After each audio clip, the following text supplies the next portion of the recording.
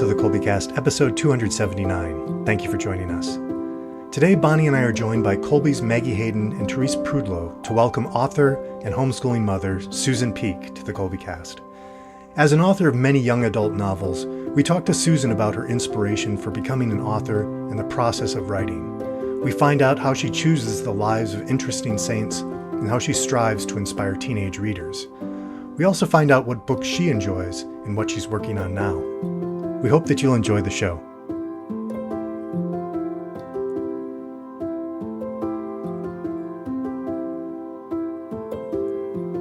Hi there, I'm Bonnie, Kolbe homeschooling mom of 4 lads and lasses, liturgical musician, popcorn, and podcast fanatic.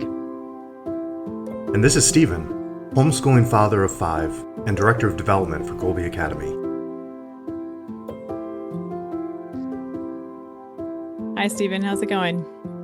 Going well. It's a Friday afternoon when we're recording here in early September. So Nice, beautiful weather today. Yep, we're kind of settled into our school routine. And I think every year after Labor Day, we do a recording the week of Labor Day. And so I always get to whine about how the impact of the Monday holiday on the rest of our week and how we do how we make up for it the rest of the week. But we've made it. We're almost to the end of it. So, and happily, back with us today are 2 friends of the Kolbecast, Maggie Hayden, Kolbe's curriculum director and Stephen's wife, and Therese Prudlow, who serves as Kolbe's history department chair and instructor of several history courses. Hello, you two.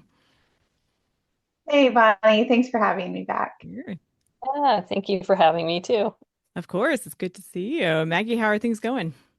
Oh, they're going well. We're going into our next season of curriculum production, where we've been working on finishing up some of our books and history 2 for little kids, and word roots and other fun things like that. So it's kind of a fun season to see everything kind of come together and the beautiful color on the pages and the words and the everything. It's been fun hearing you talk about that process, and I'll link some episodes in our show notes where you've taken us through some of the work you've been doing that you're referring to and that has already happened, that's already out, and you alluded to what was coming, what you just referenced. So we'll link those so folks can hear more about that whole thing. I find all that fascinating. Therese, how about for you? Everything's going really well. It's been a great start to the year. I'm always so excited to have my students back and getting to hear how their summer went and hear what they're excited about this year. And it's been exciting for me because I got to do all these great curriculum projects with Maggie over the summer and still ongoing right now. Here's a spoiler. The 2nd grade history is amazing. It's so good. I just love it. I can't wait for everyone to get a copy of it. And we are working on doing some revamps and some adjustments to some of our other courses, particularly History 11, which Maggie and I are both very excited about. Our students right now are working through it in our honors History 11, and so that'll be ready to go this next year. It's already out in ASIC, so. Okay, so both ends of the spectrum then. Yeah, That's interesting, going back and forth. Well, we are gathered around for a conversation with author Susan Peak, who through her books about saints is helping to make some of God's forgotten friends, as she calls them, more and better known. Hello, and welcome to the Kolbecast. Hello, thank you for inviting me. This is such a wonderful opportunity to meet you all and to engage with these students. Thank you. Oh, well, it's my pleasure to meet you and to get a glimpse into your writing, your books and your process and all that. So before we get to that, would you tell us a bit about yourself? Okay, so I obviously write for teens. I'm Susan Peak, and I do write children's books as well, but my main focus is writing for teenagers, saint stories. My series is God's Forgotten Friends, Lives of Little Known Saints. I've been a homeschooling mother. Well, I'm not really anymore. I've got my youngest still at home, but I homeschooled 11 children, and most of them are grown up now. And I'm still homeschooling my youngest, who's 16. And I've got 19 grandchildren soon. And so maybe I'll go on a homeschooling journey with them. So that's my, homeschooling background. I'm a lover of homeschool. I think it's a wonderful way to raise our children. So Beautiful. What are some of your standout memories of your homeschool time? Oh, just that we could just be so casual. We would do days together. Like I remember one thing that stood out in our mind was Viking Day, and all the children dressed up as Vikings. We were, studying the Viking period, and it was just so much fun. You can incorporate baking, you can do crafts, you can just a lot of reading out loud to them. Those are I guess my best memories is that, reading out loud and just being able to take a day off and enjoy life. There's just so many wonderful things about homeschooling. It would be impossible to, to go down all the track. Yes. Yeah. Sure. Oh, yeah. Beautiful. How did you get your start writing? Well, as far as writing goes, I loved writing as a child, and many people who turn into authors do. That's just their greatest hobby. But I started seriously getting into it in two different ways. One was I had contact with a gentleman who was trying to make Catholic movies at one point, and so he invited me to write a movie script. And my husband got on board, and we said, "What do you want to write about?"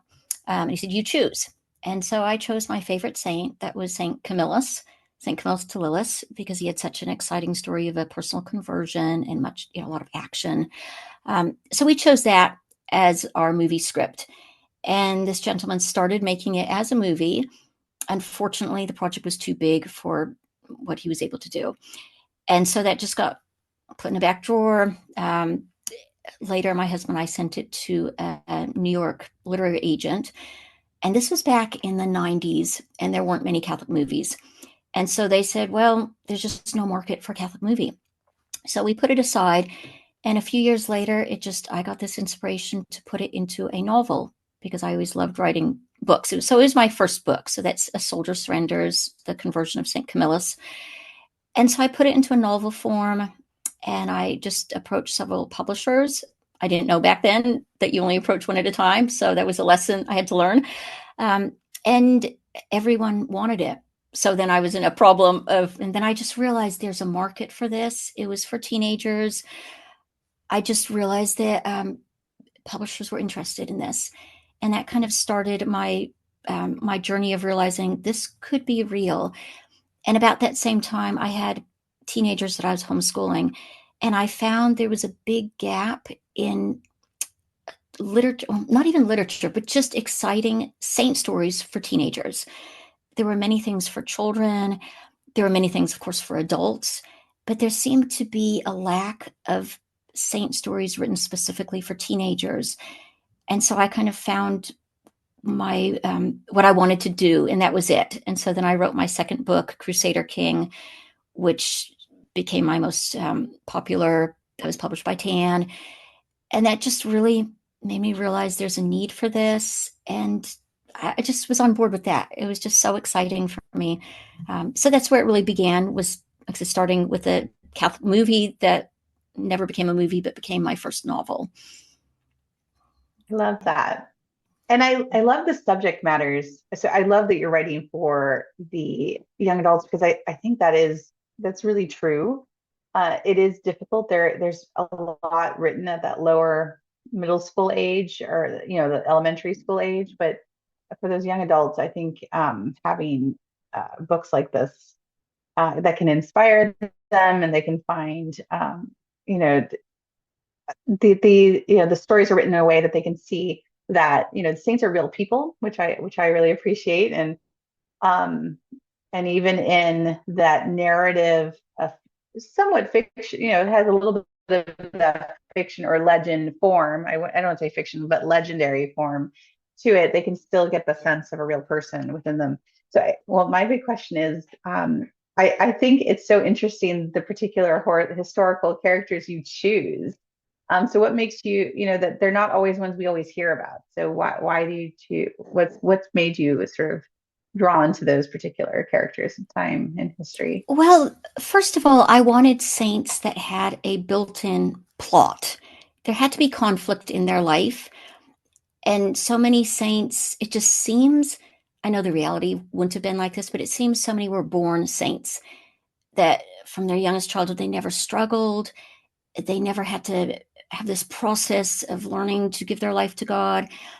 And so I wanted saints that had a struggle that teenagers could relate to.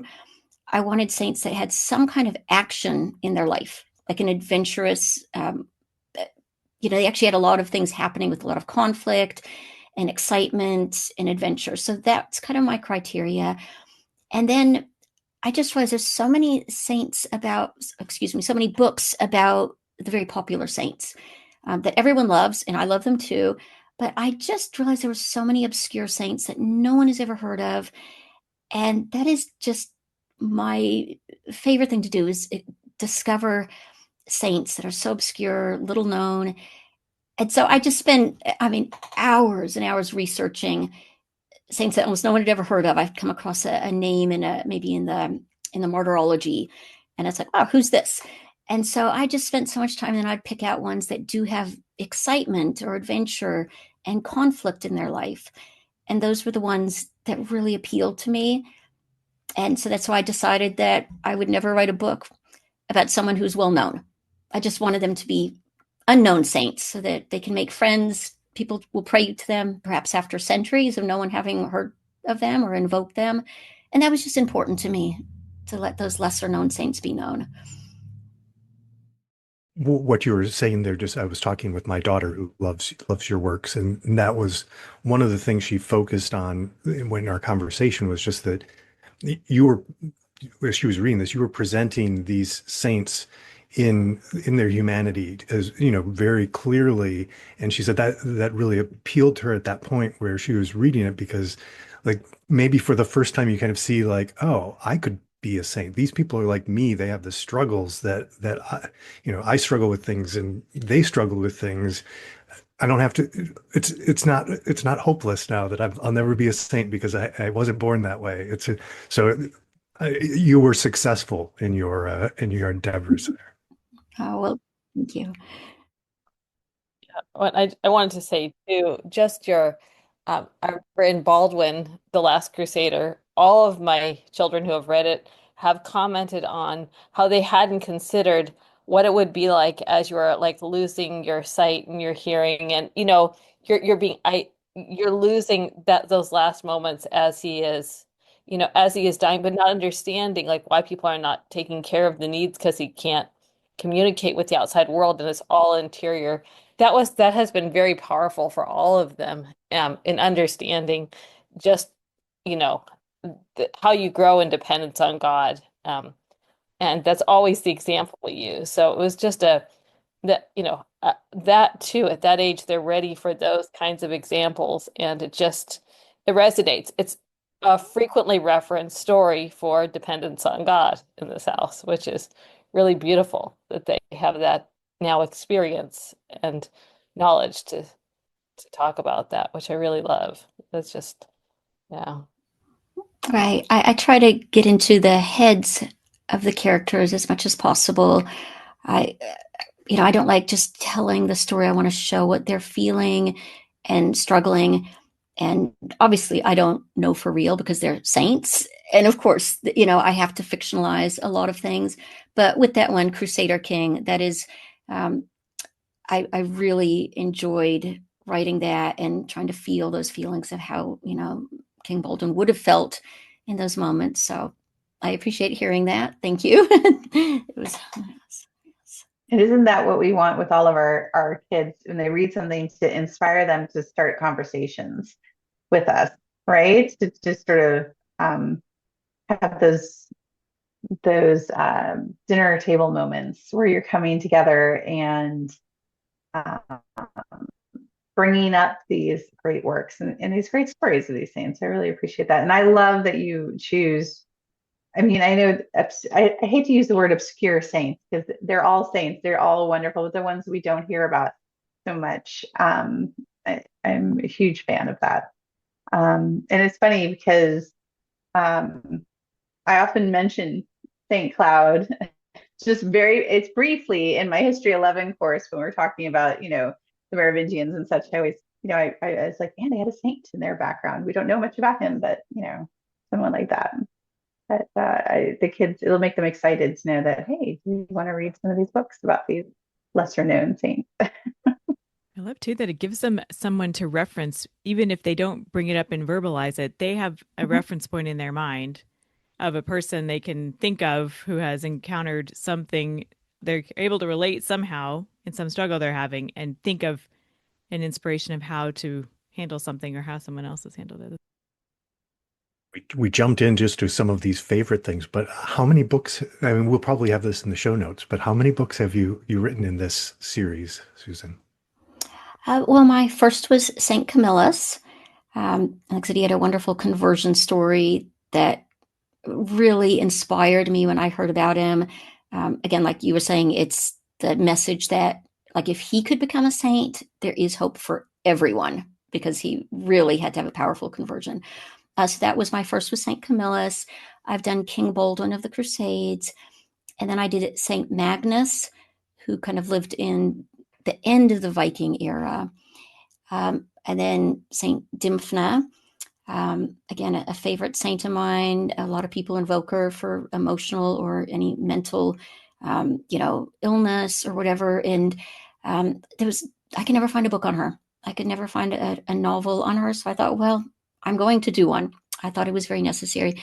And then my last in this series has been Saint Cloud. And I'm working on a few others. So that's 5 of my teenage books, plus a few short stories. I did an obscure, or again, little known Irish saint, a short story called A Single Day or Not. And we don't even know the name of the saint that this happened to. It was a miracle that's recorded in Irish legends. And so I gave him a name. And I wrote, so that's just a short story. And I've also done a short story on Blessed Solanus Casey, who I love very much. So, and he's not really little known, but he's just someone I just wanted to write a short story on. I'll have to check out that one. We have a really large devotion to Solanus Casey in our house, so I'll definitely check that one out. Do you tend to do work on one at a time, or do you have a few kind of in various stages of writing and researching and all that? Always one at a time. I could not focus on more than one at a time. And sometimes it takes, like my quickest was Crusader King. And from the beginning to the end of the rough draft, the first draft, it took me only 6 weeks. Whereas St. Dymphna took me about 4 years. So the process is different for everyone. But I could never devote all that emotional and mental energy to more than one book at a time. As we were talking about writing and the process of writing, it does. It takes so much out of you, and because you put so much of yourself into that. Did you find any challenges sort of between the differences of like, you say you have some of your books for younger children versus teens? Do you find any sort of difference in how you approach the writing at the different grade levels? Is there anything that really helps you to sort of decide, hey, is this appropriate for this grade level, or what's more appropriate for the younger grades? Because obviously we all know it's not just length, right? Sometimes there's some other things. Right. Also. Right. Well, my children's books are all very short stories. They're just like picture books. There's no real big depth to them. Again, I try to choose obscure saints, and most of those were actually written for my own children. Some of them have the names or the patron saint of the children's books that I've written. And so they were just very informal. And I like, when I write for young children, I like to use language that they're going to understand. It doesn't have to be paraphrased for them. So writing a child's story is completely different. And like that is not my great passion. I've done them, but I just love writing for the teens. I think that's where the real, where my real joy comes in, of presenting these teenage, saints or heroes. And so it is a completely different process. So I won't ask you to choose a favorite book of yours that you've written, but do you have a favorite era of history? Yes, I love the Crusades. I could never get enough of the Crusades and the entire medieval period, knights and battles. And that appeals so much to me. I also love the Viking era. So not all of my books take place in those time periods, but that is where I'm naturally drawn to the medieval, years. Yeah. You're in good Very company. good. Yeah, that's You can hear right. it. That worked out well. Mhm. The medieval time period is definitely a favorite with me, with Therese. We love that time period as well. But I do think it's really an important time period for our children as well, because these are the struggles of other Christians. So they're the people they can naturally relate to. It's you can relate to an early martyr, that process of, for many of them, being on fire for their faith, that conversion.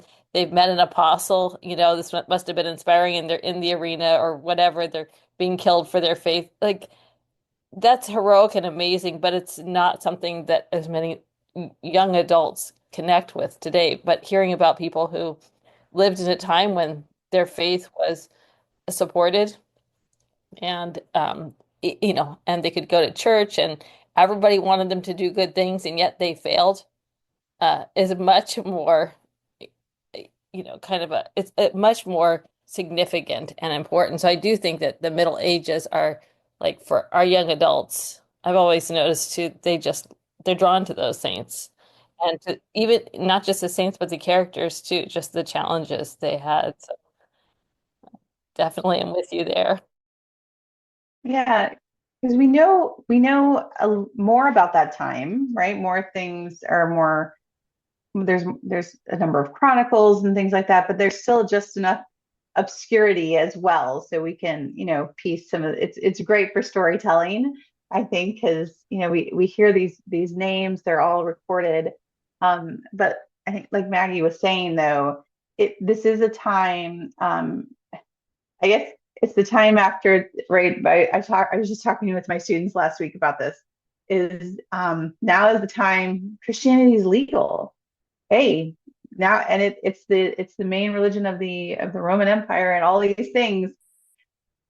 Should all the troubles be gone? No, now they're just beginning, and that you can really highlight individual decisions and struggles that different people had, and yet they are, they're choosing that path to follow God. They can't choose the path of the martyrs all the time. I mean, there are still martyrs that happen afterwards, but after that early period, but it's harder, right? It's harder to do that, or it's different to do that. And so how can we give all for Christ, and follow him, and yet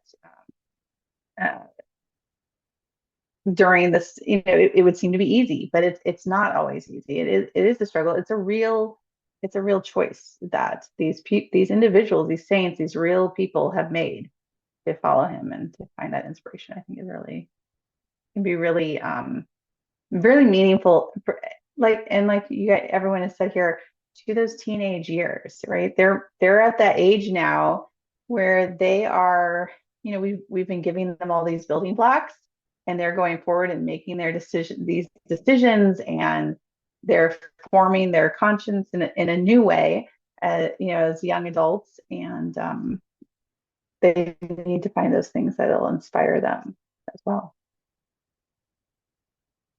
I know the subject matter of the books is wonderful, but I have permission from my daughter to share that just the books themselves are wonderful. I was talking with my daughter before we came onto the podcast, and she said she didn't like reading until she encountered your books, and then she went through all of them, and then after that, it's just like the world of reading took off. Then she's picking up Dostoevsky even, and things that not right after your books maybe, but she's reading very deeply now but she didn't like it at all until your books. So there's something that you've accomplished just as an artist as well, that both you put together the characters, the setting, and just the art so I have to thank you personally for inspiring my daughter to read. Thank you for that. That's same thing. I have had a lot of people tell me that reluctant readers, at first they're resistant, to any book, and that's part of why I write in the style I do is I want to engage these, young adults who may not enjoy reading. There are definitely reluctant readers out there, and I think they're looking for some inspiring stories to inspire them and to make them excited, and maybe they see a little bit of themselves in there. I know I've dealt with my fair share of reluctant readers in the past, and sometimes reluctant readers through different phases of kids growing up, and then coming across your books, and it's great to have something that's really going to inspire them. And I know that Stephen's daughter is quite a good reader now. So Yeah.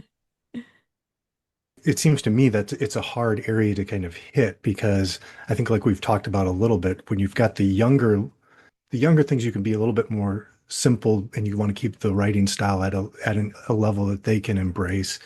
But sometimes I think, especially for a late reader, it's like their interests are like way above that. So maybe, some of this earlier, the reading is probably more at a level that they would like, but it's not interesting, or then you've got the really things that they might be interested in, but the writing level is way beyond them and they just can't make it through that slog. So it has to be kind of a balancing sort of act of giving the interest with the right. Yeah, right. It's got to be a challenge though. Yes, well, like one of my favorite genres to read myself is books written for young adults. But unfortunately, in today's world, you might read one that's extremely maybe exciting or the characters are well created, but then you get in the middle of the book and then there's a scene that you have to shut the book and you can't continue. As a Catholic, there's so many, the plots might be exciting, the writer might be excellent, and yet there's so few things that we can give to teenagers to read that are going to keep their moral, the examples are, they're not heroes.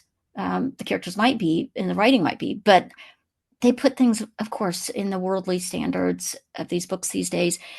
And so that's part of what I wanted to counter. I wanted teenagers to be able to read something that's inspiring, but also following these same maybe, styles of today's authors that are popular with teenagers. Very fast paced, a lot of dialogue, a lot of conflict. And so I try to write that way, not in competition to these worldly writers because we're on a completely different, plane of reality with them.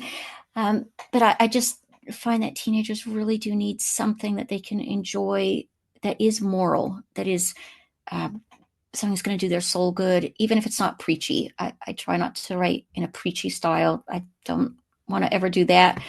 I hope I never do. That's not my idea.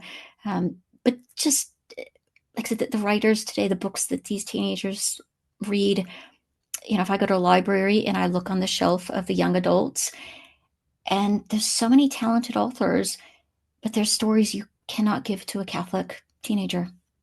And it's a very sad fact of today's literature selection. So I'm just trying to, combat that in a little way.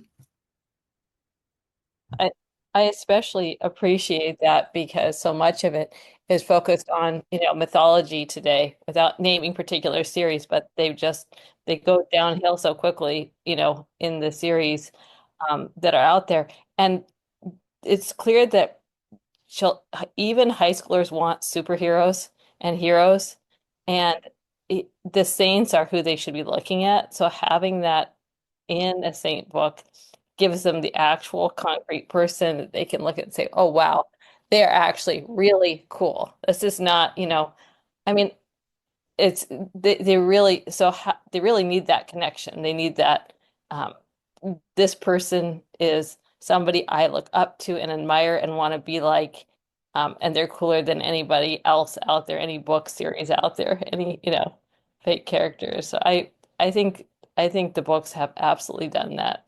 And it's really important. In fact, the very first time giving your books to my children was because I wanted them to read, and I had picked up um, a book that was out there and popular and had read the first book, and it was so horrible. I couldn't give it to the child.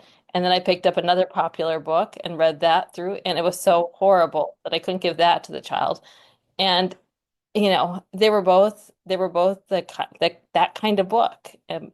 But I needed my child to read, and I needed something fun. And then I by chance had picked up your Crusader King and had read through it and thought, this is it, this will do it. And sure enough, it did.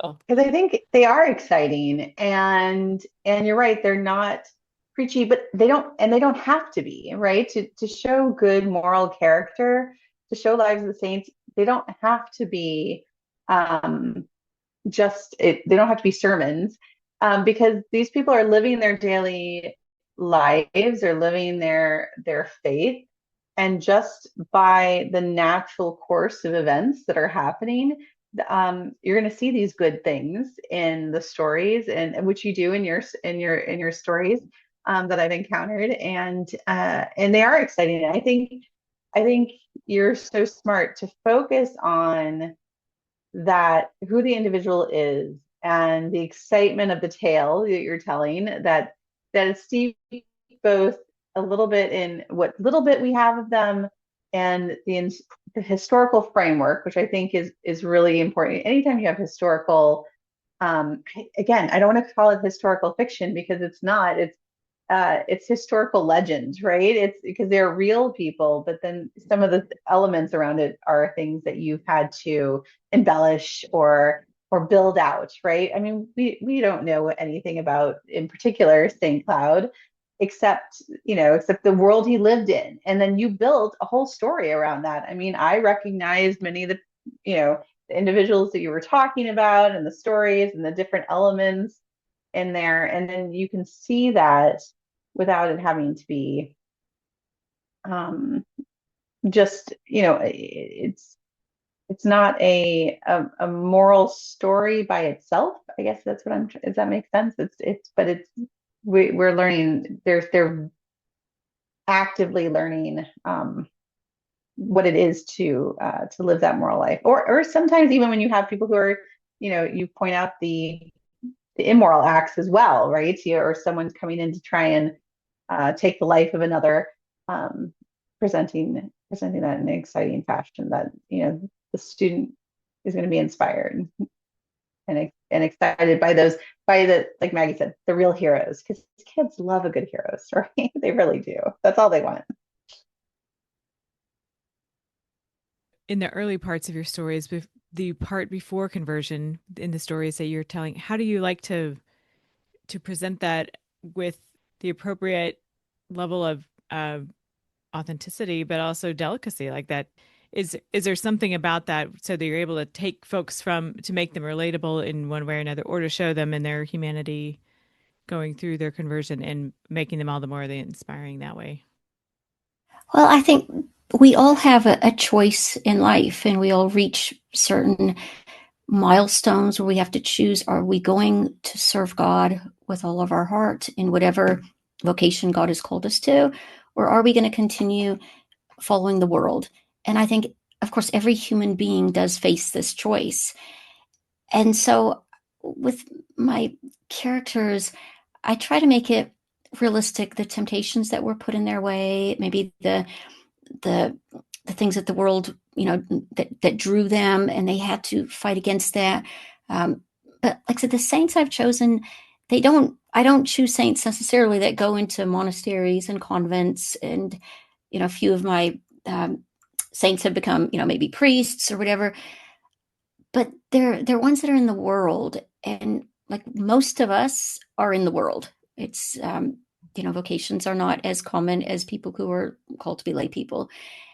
And I think we all have those struggles and those moments of having to choose: are we going to do good? Are we going to truly try to give our heart to God, or are we not? And I think just even looking at their lives as they were in reality, in my research, these saints had plenty of opportunities to make that choice.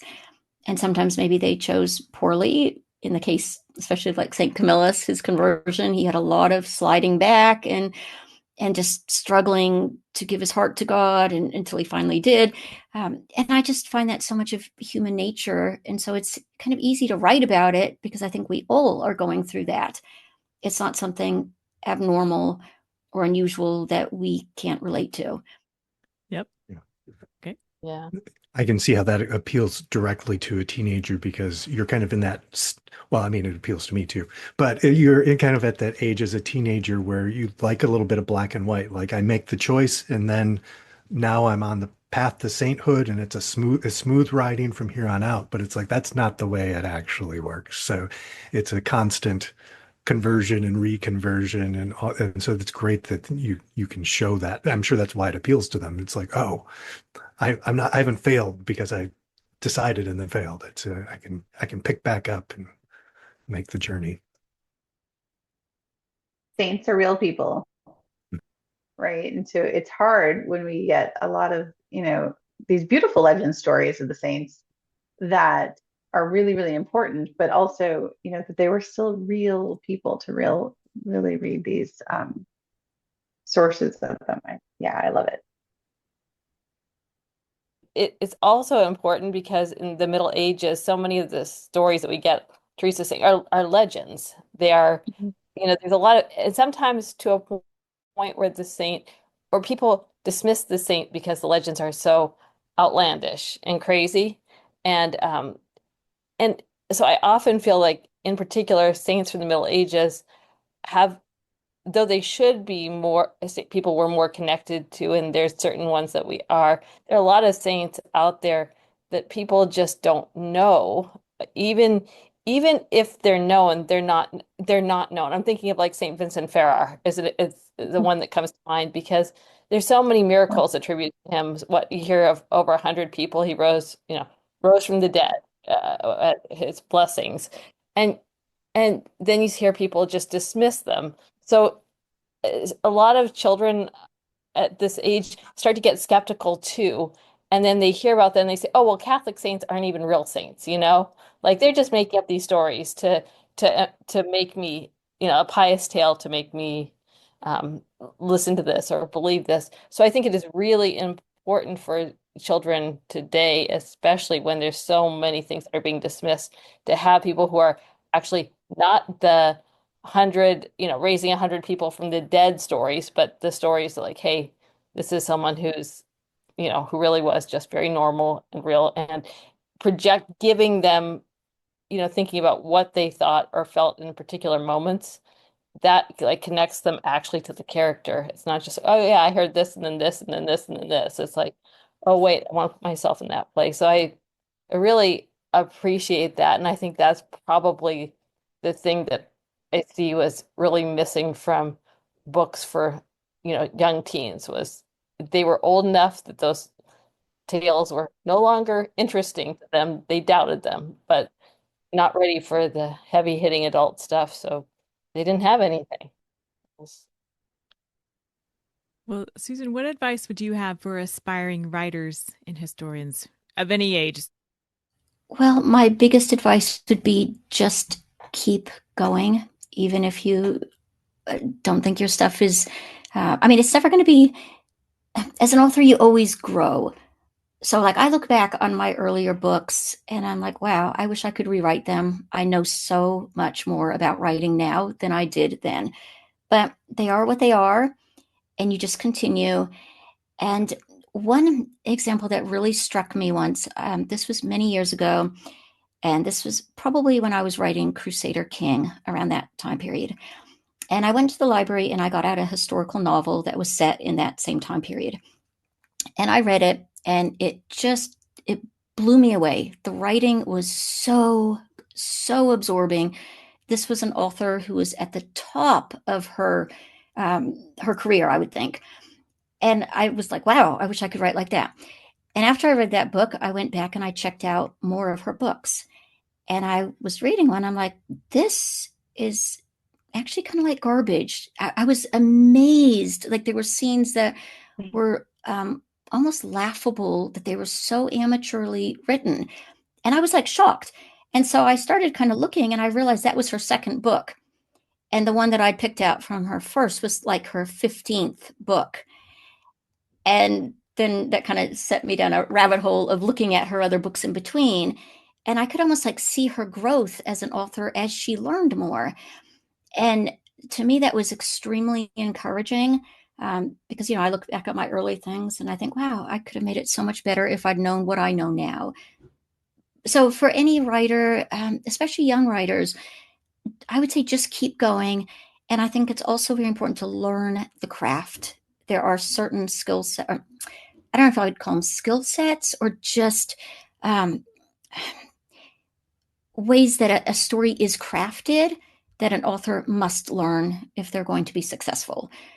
You can't just write a story without knowing any techniques whatsoever and expect it to maybe be successful, because there are certain ways to write to make it engaging.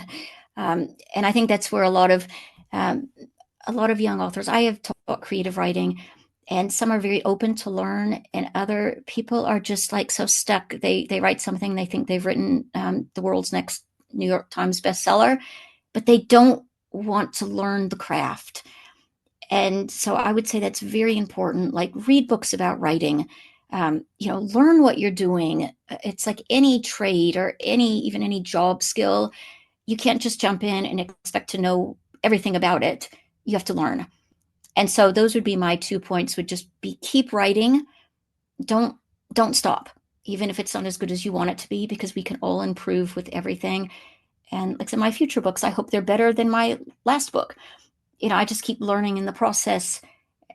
And so just keep going and learn the craft. Those would be the 2 things I would recommend. I think craft is an excellent way of phrasing. Yeah, that's because it is a craft. It's that gift of communication in story form. It's really, really beautiful. I was just wondering if there was any particular books as far as that you encountered as you were writing, or was it just kind of a discovery process? Like, if you're going to pick up a book about how to write a book, is there a best, a top of the shelf or top of the pile sort of book that you? Oh, there are hundreds. There are so many books on the market on how to write well. There's so many podcasts, so many websites. So I've just gotten the best advice. I've reread some of them several times, and I've kept a notebook of, tips of how to, you take a scene that you've written, how to make it more exciting, or how to make it more realistic, or how to shape the dialogue so you're not wasting words just on useless, conversation that doesn't have anything to do with moving the plot forward. So I've taken a lot of notes, and I go back to those books, but there really are just so many. Anyone who wants to learn to write, you could just walk into any library or just look on Amazon and maybe read the reviews of these books. Many of them are written by best-selling novelists. Unfortunately, there are no Catholic ones that I've ever come across. And so again, like with any kind of book, you might get an excellent book on writing, but then the author uses examples that you're not going to want to recommend to a Catholic who's aspiring to be an author. And so that's always a tricky thing too. Again, the world is just so corrupt. There's so many bad things out there. And so when I used to teach creative writing, I would take bits and pieces from all of these books. And, I just say there's no lack of books out there to teach someone how to write if they're serious about it. So for listeners who love the saints and their curiosity is piqued to learn more about the saints, either whom they meet in your books or in general, like love learning about the saints, do you have any resources you'd point people toward for learning more about the saints? Well, today, of course, everything is online. When I wrote my early books, this was before the internet, or even, well, the internet might have been in its early stages, but I didn't use it at all. And it was just finding, old Catholic encyclopedias and Butler's Lives of the Saints. And it just took an awful lot to research back then. And now it's so much easier. There's so many websites that tell the lives of saints in different ways. So, like I said, my research period was different than someone nowadays who wants to find out about saints. So I don't really have much to offer there, because I'm just the old-fashioned type. I love going to our parish library and just finding saint stories, or like I said, Butler's Lives of the Saints is always a good one. But then you have to research further. It doesn't have their whole life in it, obviously. Well, I heard you mention the martyrology too, just like the liturgical calendar. Like who is this? Who's this saint? Yeah. Okay. Yeah, the Okay. martyrology has, thousands of saints that no one has ever heard of.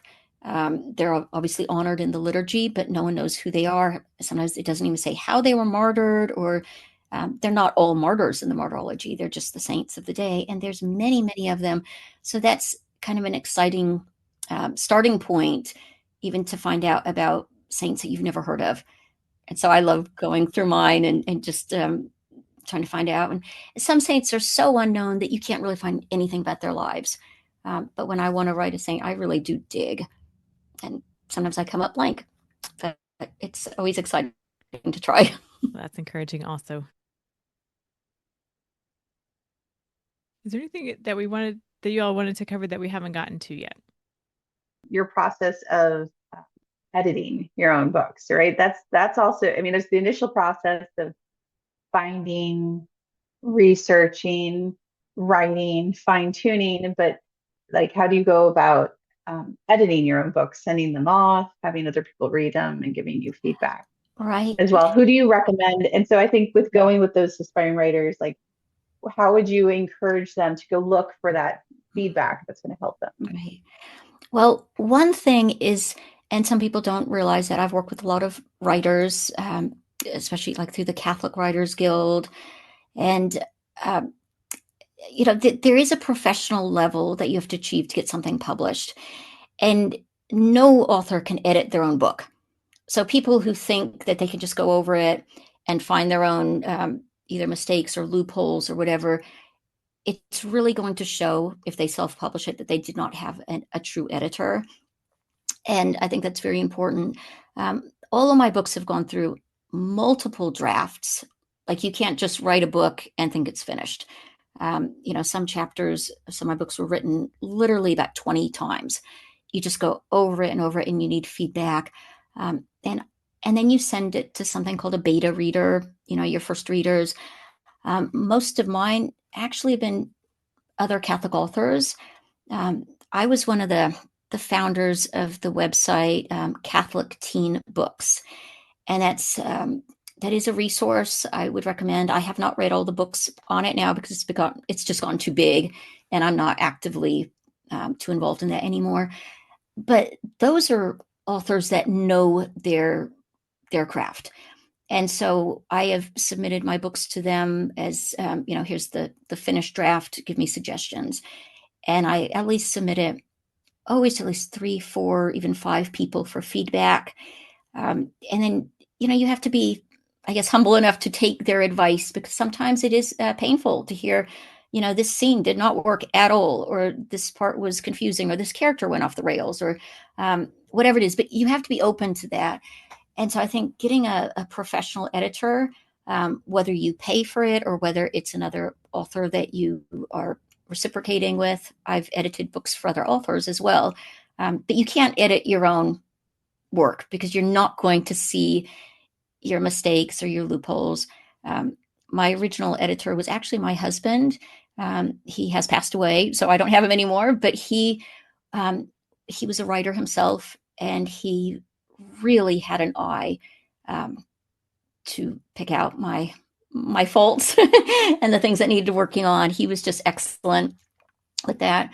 And then, of course, they went to editors after that as well, so I do think that's very important. Anyone who's trying to get a book published, you do need a real editor. Don't skip that process. I think that's really important. Yeah. You need that outside source. It's hard to see things that are you think you've written them, and but having other people's in is really good. All right, now for my spoiler question. What's in the works? What are you going to be writing about next? What saints are exciting you right now that you're sort of thinking about? or I don't know if that's something that you want to share. Yes, I am part way through a novel on Saint Sebastian, who I think is important for these times as the world does move into um, perhaps unknown trials ahead of us. And, again, he wasn't medieval, he was early church, he was obviously one of the most famous martyrs of that time period.